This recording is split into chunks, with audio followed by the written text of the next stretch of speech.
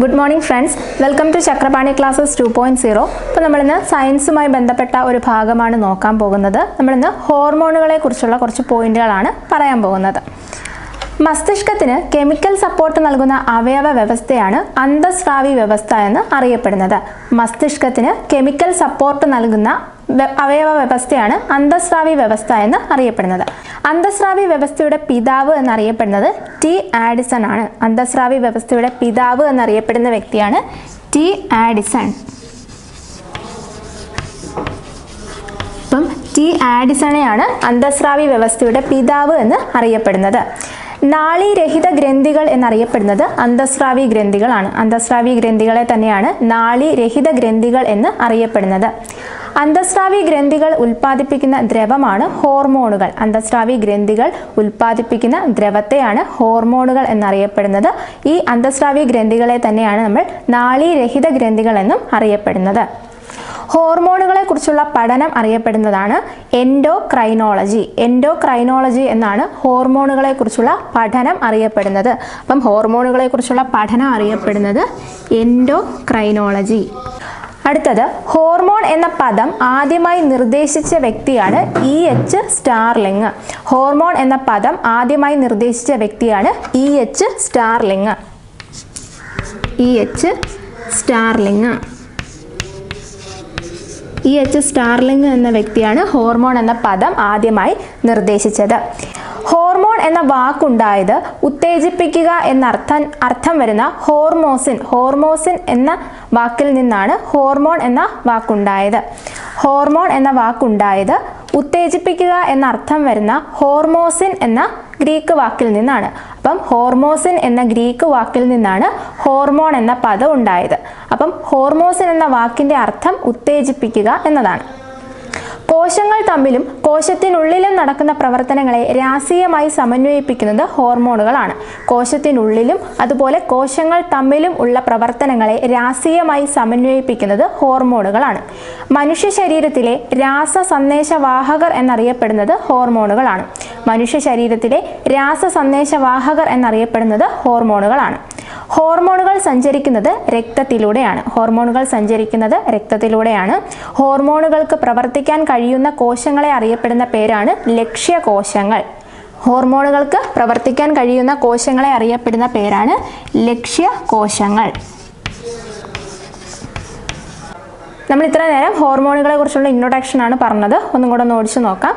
മസ്തിഷ്കത്തിന് chemical support നൽകുന്ന അവയവ വ്യവസ്ഥയാണ് അന്തസ്രാവി വ്യവസ്ഥ എന്ന് പറയുന്നത്. അന്തസ്രാവി വ്യവസ്ഥയുടെ പിതാവ് എന്നറിയപ്പെടുന്നത് ടി ആഡിസൺ ആണ്. നാളീരഹിത ഗ്രന്ഥികൾ എന്നറിയപ്പെടുന്നത് അന്തസ്രാവി ഗ്രന്ഥികളെയാണ്. അന്തസ്രാവി ഗ്രന്ഥികൾ ഉൽപ്പാദിപ്പിക്കുന്ന സ്രവമാണ് ഹോർമോണുകൾ എന്ന് അറിയപ്പെടുന്നത്. ഹോർമോണുകളെ കുറിച്ചുള്ള പഠനം അറിയപ്പെടുന്നത് എൻഡോക്രൈനോളജി. ഹോർമോൺ എന്ന പദം ആദ്യമായി നിർദ്ദേശിച്ച വ്യക്തിയാണ് E.H. സ്റ്റാർലിംഗ്. ഹോർമോൺ എന്ന വാക്കുണ്ടായത് ഉത്തേജിപ്പിക്കുക എന്നർത്ഥം വരുന്ന ഹോർമോസിൻ എന്ന ഗ്രീക്ക് പദത്തിൽ നിന്നാണ്. മനുഷ്യ ശരീരത്തിലെ രാസസന്ദേശവാഹകർ എന്നറിയപ്പെടുന്നത് ഹോർമോണുകളാണ്. ഹോർമോണുകൾ സഞ്ചരിക്കുന്നത് രക്തത്തിലൂടെയാണ്. ഹോർമോണുകൾക്ക് പ്രവർത്തിക്കാൻ കഴിയുന്ന കോശങ്ങളെയാണ് നമ്മൾ ലക്ഷ്യകോശങ്ങൾ എന്ന് പറയുന്നത്. ഇനി നമുക്ക് മനുഷ്യ ശരീരത്തിലെ പ്രധാനപ്പെട്ട അന്തസ്രാവി ഗ്രന്ഥികളെക്കുറിച്ചും അവ ഉൽപ്പാദിപ്പിക്കുന്ന ഹോർമോണുകളെക്കുറിച്ചും അവയുടെ ധർമ്മങ്ങളെക്കുറിച്ചും കുറച്ച് ഡീറ്റെയിൽ ആയിട്ട് നോക്കാം. ഒന്നാമത്തെ അന്തസ്രാവി ഗ്രന്ഥിയാണ് ഹൈപ്പോതലാമസ്. ഹൈപ്പോതലാമസ് ഹൈപ്പോതലാമസിന്റെ സ്ഥാനം എവിടെയാണ്? നമ്മുടെ തലച്ചോറിൽ തലാമസിന് തൊട്ട് താഴെയായിട്ടാണ് ഹൈപ്പോതലാമസ് കാണപ്പെടുന്നത്. തലാമസിന് തൊട്ട് താഴെയായിട്ടാണ് ഹൈപ്പോതലാമസ് കാണപ്പെടുന്നത്. നാഡീവ്യവസ്ഥയുടെ ഭാഗമായി പ്രവർത്തിക്കുന്ന അന്തസ്രാവി ഗ്രന്ഥിയാണ് ഹൈപ്പോതലാമസ്. നാഡീവ്യവസ്ഥയുടെ ഭാഗമായി പ്രവർത്തിക്കുന്ന അന്തസ്രാവി ഗ്രന്ഥി ഏതെന്ന് ചോദിച്ചാൽ അത് ഹൈപ്പോതലാമസ് ആണ്. ആന്തര സമസ്ഥിതി പാലനത്തിന് സഹായിക്കുന്ന തലച്ചോറിലെ ഭാഗമാണ് ഹൈപ്പോതലാമസ്. ആന്തര സമസ്ഥിതി പാലനം.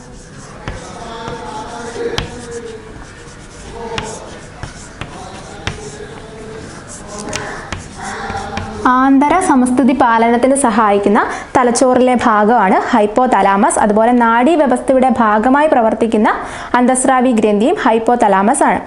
അതുപോലെ തന്നെ വിശപ്പ്, ദാഹം, ലൈംഗിക ആസക്തി എന്നിവ ഉളവാക്കുന്ന തലച്ചോറിലെ ഭാഗമാണ് ഹൈപ്പോതലാമസ്. വിശപ്പ്, ദാഹം, ലൈംഗിക ആസക്തി എന്നിവ ഉളവാക്കുന്ന തലച്ചോറിലെ ഭാഗമാണ് ഹൈപ്പോതലാമസ്. അതുപോലെ തന്നെ രക്തത്തിലെ ഘടകങ്ങളുടെ സാധാരണ സ്ഥിതി നിലനിർത്താൻ സഹായിക്കുന്ന തലച്ചോറിലെ ഭാഗവും ഹൈപ്പോതലാമസ് തന്നെയാണ്. രക്തത്തിലെ ഘടകങ്ങളുടെ സാധാരണ സ്ഥിതി നിലനിർത്താൻ സഹായിക്കുന്ന തലച്ചോറിന്റെ ഭാഗവും ഹൈപ്പോതലാമസ് തന്നെയാണ്. അപ്പോൾ ആന്തരസംസ്ഥിതി പാലനത്തിന് സഹായിക്കുന്നു. വിശപ്പ്, ദാഹം, ലൈംഗിക ആസക്തി എന്നിവ ഉളവാക്കുന്ന തലച്ചോറിലെ ഭാഗം ഹൈപ്പോതലാമസ് ആണ്.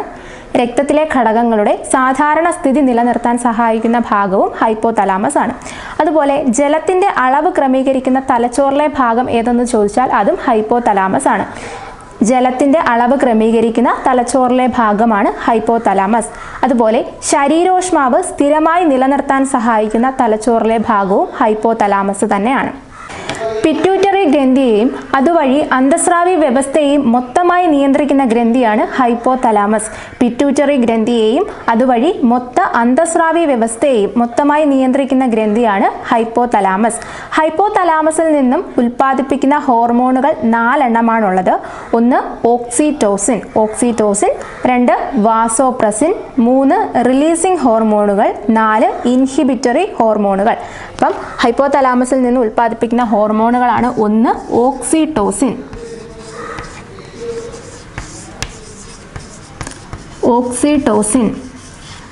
2 വാസോപ്രസിൻ,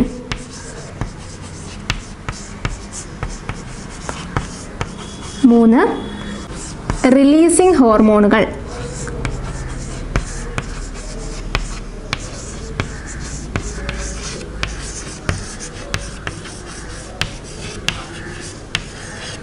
നാല് ഇൻഹിബിറ്ററി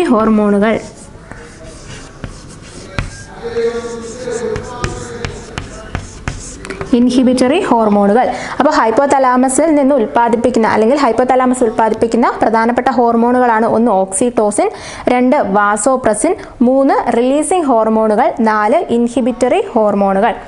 അപ്പോൾ നമുക്കിത് ഓരോന്നായിട്ട് നോക്കാം. ഓക്സിറ്റോസിൻ എന്ന് പറയുന്നത് മിനുസ പേശികളുടെ സങ്കോചം സാധ്യമാക്കുന്ന ഹോർമോണാണ് ഓക്സിറ്റോസിൻ എന്ന് പറയുന്നത്. മിനുസ പേശികളുടെ സങ്കോചം സാധ്യമാക്കുന്നു, അതുവഴി പ്രസവം സുഗമമാക്കാൻ സഹായിക്കുന്ന ഹോർമോണാണ് ഓക്സിറ്റോസിൻ. മിനുസ പേശികളുടെ സങ്കോചം സാധ്യമാക്കുക വഴി പ്രസവം സുഗമമാക്കാൻ സഹായിക്കുന്ന ഹോർമോണാണ് ഓക്സിറ്റോസിൻ. അതുപോലെ പാൽ ചുരത്താൻ സഹായിക്കുന്ന ഹോർമോണാണ് ഓക്സിറ്റോസിൻ. ഓക്സിറ്റോസിന്റെ പ്രധാനപ്പെട്ട 2 ധർമ്മങ്ങളാണ് പറഞ്ഞത്.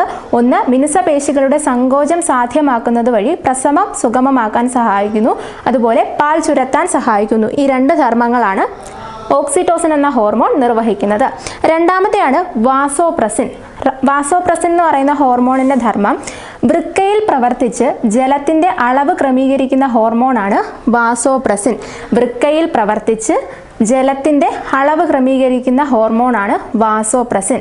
ADH അഥവാ ആന്റി ഡൈയൂററ്റിക് ഹോർമോൺ എന്നറിയപ്പെടുന്നത് വാസോപ്രസിൻ ആണ്. അപ്പോൾ വാസോപ്രസിനെ തന്നെ അറിയപ്പെടുന്ന മറ്റൊരു പേരാണ് ADH, anti diuretic hormone. Anti diuretic hormone എന്നറിയപ്പെടുന്നത് വാസോപ്രസിൻ ആണ്, അഥവാ ADH എന്നറിയപ്പെടുന്ന ഹോർമോണാണ് വാസോപ്രസിൻ. ധർമ്മം എന്താണ്? വൃക്കയിൽ പ്രവർത്തിച്ച് ജലത്തിന്റെ പുനരാകിരണത്തിന് സഹായിക്കുന്നു, അല്ലെങ്കിൽ വൃക്കയിൽ പ്രവർത്തിച്ച് ജലത്തിന്റെ ക്രമീകരണത്തിന് എന്ത് ചെയ്യുന്നു? ജലത്തിന്റെ അളവ് ക്രമീകരിക്കുന്നു. ADH എന്നറിയപ്പെടുന്ന ഹോർമോണാണ് വാസോപ്രസിൻ എന്ന് പറയുന്നത്. ധർമ്മം എന്താണ്? വൃക്കയിൽ പ്രവർത്തിച്ച് ജലത്തിന്റെ പുനരാകിരണത്തിന് സഹായിക്കുന്നു, അല്ലെങ്കിൽ വൃക്കയിൽ പ്രവർത്തിച്ച് ജലത്തിന്റെ അളവ് എന്ത് ചെയ്യുന്നു? ക്രമീകരിക്കാൻ സഹായിക്കുന്ന ഹോർമോണാണ് വാസോപ്രസിൻ. വാസോപ്രസിന്റെ ഉൽപാദനം കുറയുന്നത് മൂലം ഉണ്ടാകുന്ന ഒരു രോഗമാണ് ഡയബറ്റിക് ഇൻസിപ്പിഡസ്. Diabetic insipidus. അപ്പം ഇതിന്റെ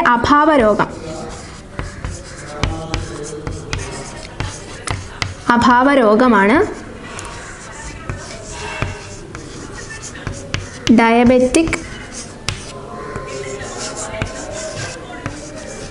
ഇൻസിപ്പിഡസ്. ഡയബറ്റിക് ഇൻസിപ്പിഡസ് എന്ന അവസ്ഥ ഉണ്ടാകുന്നത് വാസോപ്രസിന്റെ അഭാവം മൂലമാണ്. എന്താണ് ഡയബറ്റിക് ഇൻസിപ്പിഡസ് എന്ന് പറഞ്ഞാൽ? മൂത്രത്തിലൂടെ അമിതമായി ജലം നഷ്ടപ്പെടുന്ന അവസ്ഥയാണ് ഡയബറ്റിക് ഇൻസിപ്പിഡസ് എന്നറിയപ്പെടുന്നത്. അത് ഏതിന്റെ അഭാവം മൂലം ഉണ്ടാകുന്ന രോഗമാണ്? അത് വാസോപ്രസിന്റെ അഭാവം മൂലം ഉണ്ടാകുന്ന ഒരു അവസ്ഥയാണ് ഡയബറ്റിക് ഇൻസിപ്പിഡസ് എന്ന് പറയുന്നത്. ഇനി നമുക്ക് വേനൽക്കാലത്തും അതുപോലെ മഴക്കാലത്ത് അല്ലെങ്കിൽ തണുപ്പ് കാലത്തും വാസോപ്രസിന്റെ ഉൽപ്പാദനത്തിലുണ്ടാകുന്ന വ്യത്യാസത്തെക്കുറിച്ചൊന്ന് നോക്കാം. വേനൽക്കാലത്ത് നമ്മുടെ ശരീരത്തിലൂടെ വിയർപ്പിൻ്റെ രൂപത്തിലും മറ്റുമൊക്കെ എന്ത് ചെയ്യാറുണ്ട്, ജലനഷ്ടം ഉണ്ടാവാറുണ്ട്. അപ്പം മൂത്രത്തിലൂടെയും കൂടെയുള്ള ജലനഷ്ടം എന്ത് ചെയ്യണം, പരിഹരിക്കണം. അതിനാൽ എന്ത് ചെയ്യണം, വാസോപ്രസിന്റെ ഉൽപാദനം കൂട്ടണം. അപ്പം എന്ത് ചെയ്യും, വൃക്കയിൽ നിന്നുള്ള ജലത്തിന്റെ പുനരാകിരണം എന്ത് ചെയ്യും, കൂടും. അപ്പം അതുവഴി എന്ത് ചെയ്യും, മൂത്രത്തിലൂടെയുള്ള ജലനഷ്ടം എന്ത് ചെയ്യും, കുറയ്ക്കും. ഇനി മഴക്കാലത്ത് അല്ലെങ്കിൽ തണുപ്പ് കാലത്ത് നമുക്ക് വിയർപ്പിന്റെ രൂപത്തിലൊന്നും ജലനഷ്ടം ഉണ്ടാവാറില്ല. അതുകൊണ്ട് തന്നെ എന്ത് ചെയ്യും, വാസോപ്രസിന്റെ ഉൽപാദനം കുറയുകയും മൂത്രത്തിന്റെ അളവ് എന്ത് ചെയ്യും, കൂടുകയും ചെയ്യും. അടുത്തതാണ് റിലീസിങ് ഹോർമോണുകൾ. നമ്മൾ ഹൈപ്പോതലാമസ് ആണ് പറഞ്ഞുകൊണ്ടിരിക്കുന്നത്. ഹൈപ്പോതലാമസ് ഉൽപ്പാദിപ്പിക്കുന്ന മൂന്നാമത്തെ ഹോർമോണാണ് റിലീസിങ് ഹോർമോണുകൾ. അതായത് ട്രോപ്പിക് ഹോർമോണുകളുടെ ഉൽപ്പാദനത്തെ സഹായിക്കുന്നതാണ് റിലീസിങ് ഹോർമോണുകൾ. ട്രോപ്പിക് ഹോർമോണുകൾ എന്താണെന്ന് ഇനി നമ്മൾ തൊട്ടടുത്ത പിറ്റ്യൂട്ടറി ഗ്രന്ഥി പഠിക്കുമ്പോൾ ഡീറ്റെയിൽ ആയിട്ട് പറയും. ട്രോപ്പിക് ഹോർമോണുകളുടെ ഉൽപ്പാദനത്തെ സഹായിക്കുന്ന ഹോർമോണുകളാണ് റിലീസിങ് ഹോർമോണുകൾ. ട്രോപ്പിക് ഹോർമോണുകളുടെ ഉൽപ്പാദനത്തെ തടസ്സപ്പെടുത്തുന്ന ഹോർമോണുകളാണ് ഇൻഹിബിറ്ററി ഹോർമോണുകൾ. അടുത്ത രണ്ടാമത്തെ അന്തസ്രാവി ഗ്രന്ഥി നോക്കാൻ പോകുന്നത് പിറ്റ്യൂട്ടറി ഗ്രന്ഥിയാണ്. പിറ്റ്യൂട്ടറി ഗ്രന്ഥി, മലയാളം പീയൂഷ ഗ്രന്ഥി എന്നും അറിയപ്പെടുന്നു. പീയൂഷ ഗ്രന്ഥി ഹൈപ്പോതലാമസിന് താഴെയായിട്ട് പയർവിത്തിന്റെ ആകൃതിയിൽ കാണപ്പെടുന്ന അന്തസ്രാവി ഗ്രന്ഥിയാണ് പിറ്റ്യൂട്ടറി ഗ്രന്ഥി അഥവാ പീയൂഷ ഗ്രന്ഥി. ഹൈപ്പോതലാമസിന് താഴെയായി പയർവിത്തിന്റെ ആകൃതിയിൽ കാണപ്പെടുന്നതാണ് പിറ്റ്യൂട്ടറി ഗ്രന്ഥി അഥവാ പീയൂഷ ഗ്രന്ഥി. ഇതിനെ അറിയപ്പെടുന്ന വിശേഷണങ്ങളാണ് നായക ഗ്രന്ഥി, വളർച്ചാ ഗ്രന്ഥി, ഗ്രന്ഥികളിലെ ഗ്രന്ഥി, ഗ്രന്ഥികളിലെ രാജഗ്രന്ഥി എന്നിങ്ങനെ അറിയപ്പെടുന്നത് പിറ്റ്യൂട്ടറി ഗ്രന്ഥിയാണ്. അപ്പം പിറ്റ്യൂട്ടറി ഗ്രന്ഥിയുടെ വിശേഷണങ്ങളാണ്: ഒന്ന്, വളർച്ചാ ഗ്രന്ഥി എന്നറിയപ്പെടുന്നു. അതുപോലെ നായക ഗ്രന്ഥി, അതുപോലെ ഗ്രന്ഥികളിലെ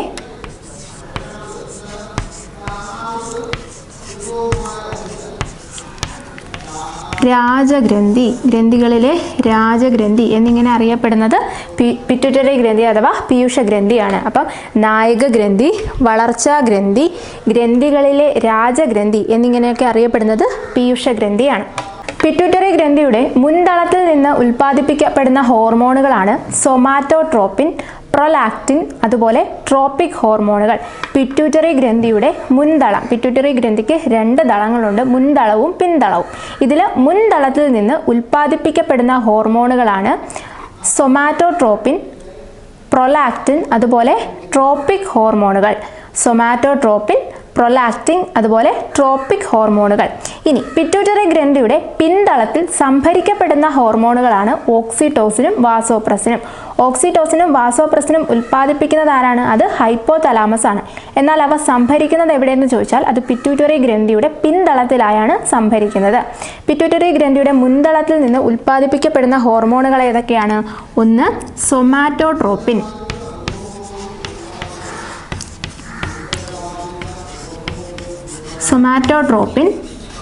രണ്ട്, പ്രൊലാക്റ്റിൻ,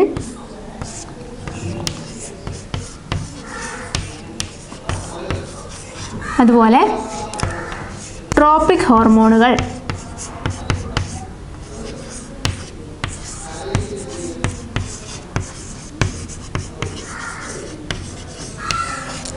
അപ്പം വളർച്ചാ ഗ്രന്ഥി എന്നും നായക ഗ്രന്ഥി എന്നും ഗ്രന്ഥികളിലെ രാജഗ്രന്ഥി എന്നും അറിയപ്പെടുന്നത് പിറ്റ്യൂട്ടറി ഗ്രന്ഥി അഥവാ പീയൂഷ ഗ്രന്ഥിയാണ്. പീയൂഷ ഗ്രന്ഥിയുടെ മുൻതളത്തിൽ നിന്ന് ഉൽപ്പാദിപ്പിക്കപ്പെടുന്ന പിറ്റ്യൂട്ടറി ഗ്രന്ഥിയുടെ മുൻതളത്തിൽ നിന്ന് ഉൽപ്പാദിപ്പിക്കപ്പെടുന്ന ഹോർമോണുകളാണ് സൊമാറ്റോട്രോപ്പിൻ, പ്രൊലാക്റ്റിൻ, ട്രോപ്പിക് ഹോർമോണുകൾ. എന്നാൽ പിറ്റ്യൂട്ടറി ഗ്രന്ഥിയുടെ പിൻതളത്തിൽ സംഭരിക്കപ്പെടുന്ന ഹോർമോണുകളാണ് ഓക്സിറ്റോസിനും വാസോപ്രസിനും. ഇനി നമുക്ക് ഈ ഹോർമോണുകളെ കുറിച്ചും അവയുടെ ധർമ്മങ്ങളെക്കുറിച്ചും നോക്കാം. ഒന്നാമത്തെയാണ് സൊമാറ്റോട്രോപ്പിൻ. വളർച്ചാ കാലഘട്ടത്തിൽ വളർച്ച സാധ്യമാക്കാൻ സഹായിക്കുന്ന ഹോർമോണാണ് സൊമാറ്റോട്രോപ്പിൻ. വളർച്ചാ കാലഘട്ടത്തിൽ വളർച്ച സാധ്യമാക്കുന്ന ഹോർമോണാണ് സൊമാറ്റോട്രോപ്പിൻ. അതിനാൽ വളർച്ചാ ഹോർമോൺ എന്നറിയപ്പെടുന്നത് സൊമാറ്റോട്രോപ്പിൻ ആണ്. വളർച്ചാ കാലഘട്ടത്തിൽ സൊമാറ്റോട്രോപ്പിന്റെ ഉൽപാദനം കുറയുന്നതിന്റെ ഫലമായി അസ്ഥികളുടെ വളർച്ച മുരടിച്ച് കുള്ളന്മാരായി തീരുന്ന അവസ്ഥയാണ് വാമനത്വം എന്നറിയപ്പെടുന്നത്. വാമനത്വം. അപ്പം വളർച്ചാ കാലഘട്ടത്തിൽ സൊമാറ്റോട്രോപ്പിന്റെ ഉൽപാദനം കുറയുന്നത് വഴി അസ്ഥികളുടെ വളർച്ച മുരടിച്ച് കുള്ളന്മാരായി തീരുന്ന അവസ്ഥയാണ് നമ്മൾ വാമനത്വം എന്ന് പറയുന്നത്.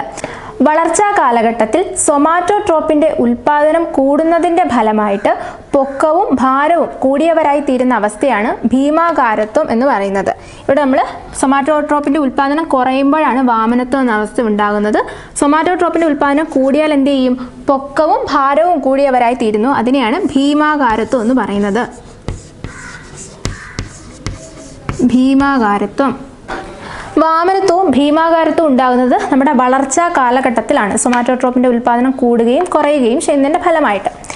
ഇനി വളർച്ചാ കാലഘട്ടത്തിനു ശേഷം സൊമാറ്റോട്രോപ്പിന്റെ ഉൽപാദനം കൂടുന്നതിന്റെ ഫലമായി ശരീരത്തിന്റെ അഗ്രഭാഗങ്ങളും അതുപോലെ ആന്തരിക അവയവങ്ങളും അമിതമായി വളരുന്ന അവസ്ഥയാണ് അക്രോമെഗാലി എന്നറിയപ്പെടുന്നത്. വളർച്ചാ കാലഘട്ടത്തിനു ശേഷം സൊമാറ്റോട്രോപ്പിന്റെ ഉൽപാദനം കൂടുന്നതിന്റെ ഫലമായി ശരീരത്തിന്റെ അഗ്രഭാഗങ്ങളും അതുപോലെ ആന്തരിക അവയവങ്ങളും അമിതമായി വളരുന്ന അവസ്ഥയാണ് അക്രോമെഗാലി. അക്രോമെഗാലി എന്ന അവസ്ഥ ഉണ്ടാകുന്നത്.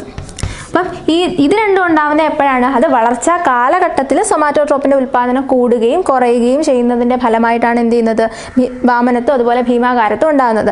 അക്രോമെഗാലി ഉണ്ടാകുന്നത് എപ്പോഴാണ്? വളർച്ചാ കാലഘട്ടത്തിനു ശേഷം സൊമാറ്റോട്രോപ്പിന്റെ ഉൽപാദനം കൂടുന്നതിന്റെ ഫലമായിട്ട് എന്ത് ചെയ്യും? നമ്മുടെ ശരീരത്തിന്റെ അഗ്രഭാഗങ്ങളും അതുപോലെ ആന്തരിക അവയവങ്ങളും എന്ത് ചെയ്യും? അമിതമായി വളരുന്ന അവസ്ഥയാണ് അക്രോമെഗാലി എന്ന് പറയുന്നത്. പിറ്റ്യൂട്ടറി ഗ്രന്ഥി അഥവാ പീയൂഷഗ്രന്ഥി ഉൽപ്പാദിപ്പിക്കുന്ന രണ്ടാമത്തെ ഹോർമോണാണ് പ്രൊലാക്റ്റിൻ. പ്രൊലാക്റ്റിന്റെ ധർമ്മം എന്ന് പറയുന്നത് പാൽ ഉൽപാദനത്തിന് സഹായിക്കുന്ന ഹോർമോണാണ് പ്രൊലാക്റ്റിൻ. പാൽ ഉൽപാദനത്തിന് സഹായിക്കുന്ന ഹോർമോണാണ് പ്രൊലാക്റ്റിൻ. എന്നാൽ പാൽ ചുരത്താൻ സഹായിക്കുന്ന ഹോർമോൺ ഏതാണ്? അത് ഓക്സിറ്റോസിൻ ആണ്. ഓക്സിറ്റോസിൻ ഉൽപ്പാദിപ്പിക്കുന്നത് ഹൈപ്പോതലാമസ് ആണ്. എന്നാൽ പാൽ ഉൽപാദനത്തിന് സഹായിക്കുന്ന ഹോർമോണാണ് പ്രൊലാക്റ്റിൻ. അത് ഉൽപ്പാദിപ്പിക്കുന്നത് എവിടെ നിന്നാണ്? പിറ്റ്യൂട്ടറി ഗ്രന്ഥിയുടെ മുൻതളത്തിൽ നിന്ന് ഉൽപ്പാദിപ്പിക്കപ്പെടുന്ന ഹോർമോണാണ് പ്രൊലാക്റ്റിൻ. പാൽ ഉൽപാദനത്തിന് സഹായിക്കുന്നു. അടുത്തത് ട്രോപ്പിക് ഹോർമോണുകളാണ്. ട്രോപ്പിക് ഹോർമോണുകൾ എന്ന് പറഞ്ഞാൽ മറ്റ് ഗ്രന്ഥികളിലെ ഹോർമോൺ ഉൽപാദനത്തെ സഹായിക്കുന്ന ഹോർമോണുകളെയാണ് നമ്മൾ ട്രോപ്പിക് ഹോർമോണുകൾ എന്ന് പറയുന്നത്. മറ്റ് ഗ്രന്ഥികളിലെ ഹോർമോൺ ഉൽപാദനത്തെ സഹായിക്കുന്ന ഹോർമോണുകളാണ് ട്രോപ്പിക് ഹോർമോണുകൾ. ട്രോപ്പിക് ഹോർമോണുകൾ 3 എണ്ണം ഉണ്ട്. നമുക്ക് ഓരോന്നായിട്ട് നോക്കാം. ട്രോപ്പിക് ഹോർമോണുകൾ 3 എണ്ണമാണുള്ളത്. ഒന്ന് TSH. TSHന്റെ പൂർണ്ണ രൂപം thyroid stimulating hormone.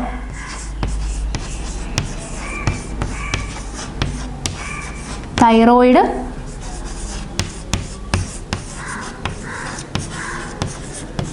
Stimulating hormone.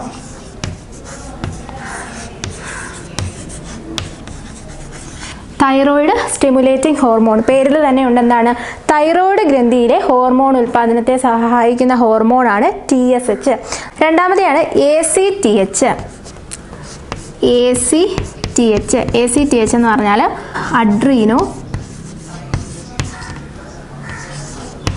അഡ്രീനോകോർട്ടിക്കോട്രോപിക് hormone.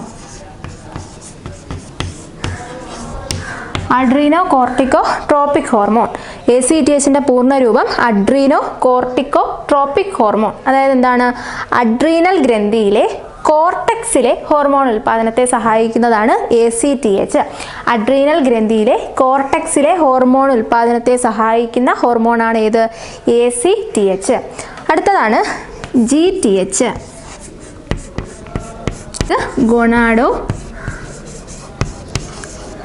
Gonadotropic hormone. Gonadotropic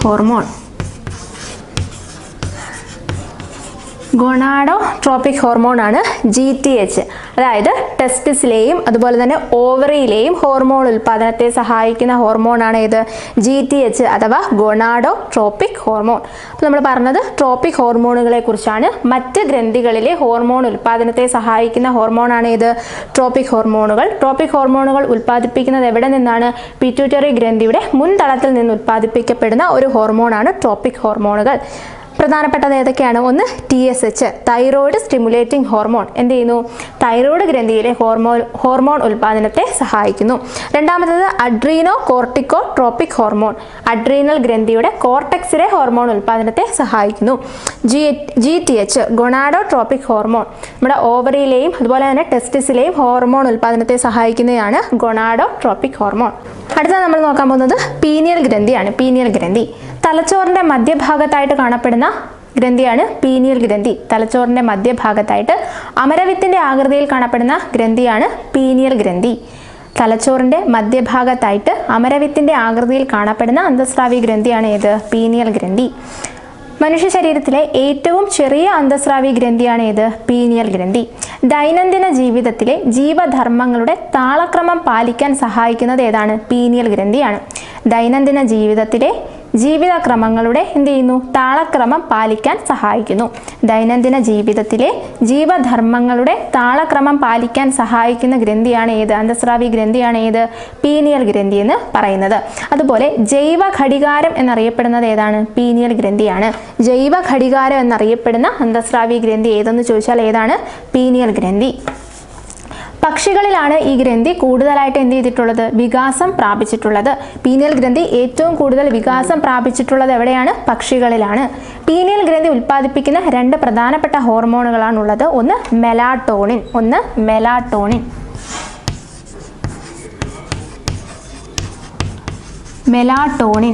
രണ്ടാമത്തത് സിറാട്ടോണിൻ.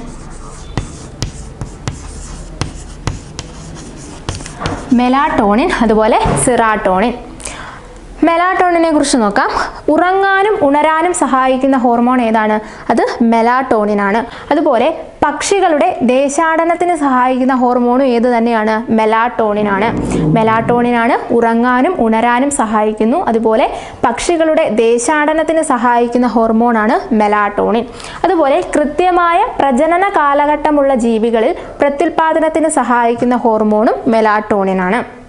കൃത്യമായ പ്രജനന കാലഘട്ടമുള്ള ജീവികളിൽ പ്രത്യുൽപാദനത്തിന് സഹായിക്കുന്ന ഹോർമോണാണ് മെലാട്ടോണിൻ. അപ്പോൾ മെലാട്ടോണിനുമായിട്ട് ബന്ധപ്പെട്ട് നമ്മൾ 3 പോയിന്റാണ് പറഞ്ഞത്. ഉറങ്ങാനും ഉണരാനും സഹായിക്കുന്ന ഹോർമോണാണ് മെലാട്ടോണിൻ. പക്ഷികളുടെ ദേശാടനത്തിന് സഹായിക്കുന്ന ഹോർമോണാണ് മെലാട്ടോണിൻ. അതുപോലെ കൃത്യമായ പ്രജനന കാലഘട്ടമുള്ള ജീവികളിൽ പ്രത്യുൽപാദനത്തിന് സഹായിക്കുന്ന ഹോർമോണും മെലാട്ടോണിൻ തന്നെയാണ്. രണ്ടാമത്തെയാണ് സിറാട്ടോണിൻ എന്ന് പറയുന്നത്. നാഡീയ പ്രേക്ഷകങ്ങൾക്ക് സഹായിക്കുന്ന ഹോർമോണാണ് സിറാട്ടോണിൻ. നാഡീയ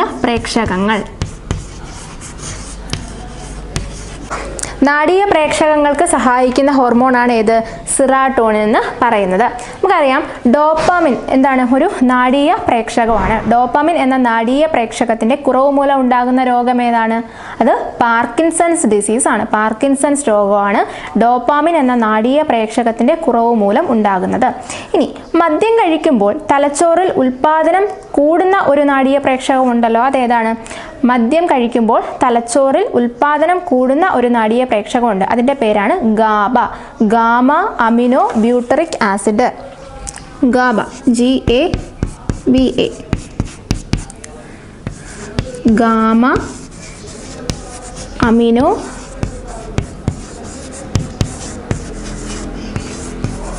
ബ്യൂട്ടറിക് ആസിഡ്. അപ്പം മദ്യം കഴിക്കുമ്പോൾ തലച്ചോറിൽ ഉൽപാദനം കൂടുന്ന ഒരു നാഡീയ പ്രേക്ഷകമാണ് GABA, gamma amino butyric acid. മസ്തിഷ്ക പ്രവർത്തനങ്ങളെ മന്ദീഭവിപ്പിക്കുന്ന ഒരു നാഡീയ പ്രേക്ഷകമാണ് ഗാബ എന്ന് പറയുന്നത്, ഗാമ അമിനോ ബ്യൂട്ടറിക് ആസിഡ്.